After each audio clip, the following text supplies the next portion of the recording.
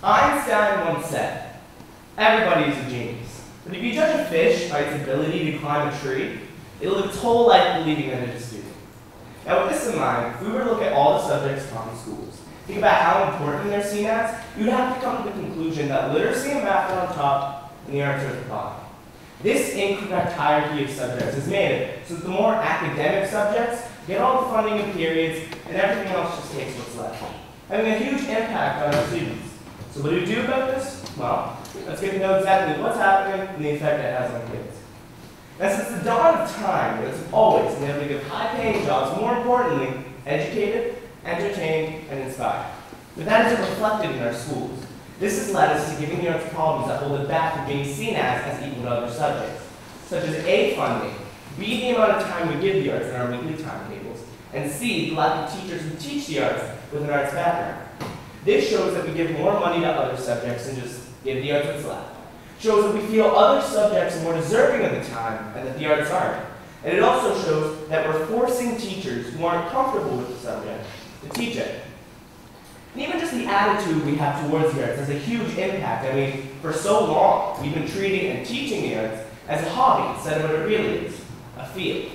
Where it feels like we go to school simply for literacy and math, and everything else is just there for our spare time. Now this trend, where the arts have been held back, has sparked a sort of epidemic in school, where kids who aren't necessarily good at literacy and math, but excel in the arts, think that they're stupid because what they're good at isn't seen as important.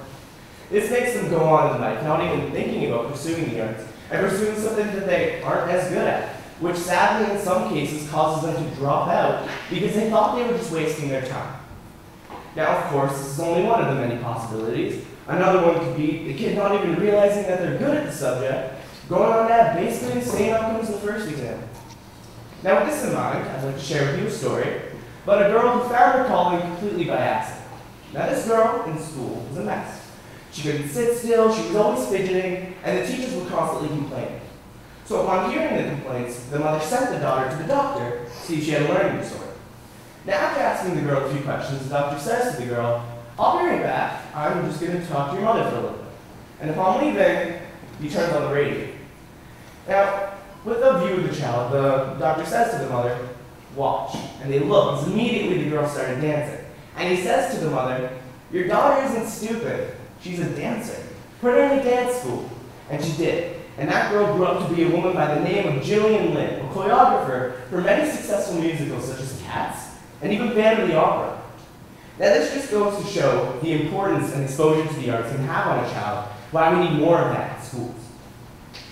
So the question arises, what do we do about this? Well, the problems that I talked about earlier with holding back the arts, what we need to do is simple.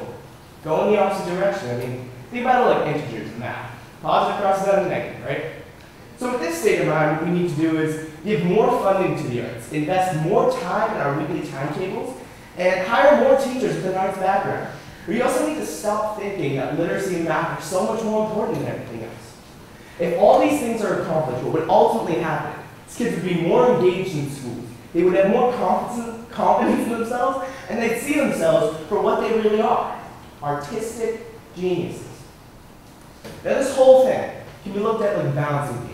The fulcrum is us keeping the arts' place in schools. The load are those problems that I talked about, that are holding down the arts. And the effort is what we really need to be focusing on. It's something that isn't happening in our schools. The solution, that push for the arts so that the problems don't outweigh the cause. I mean, it's like a battle of nature versus nurture. The kids' nature to pursue the arts and do what they love. The way we're nurturing them is as if to say to suppress that love. I mean, not pursue it. I mean, to put it simply, we need to stop teaching our fish how to climb.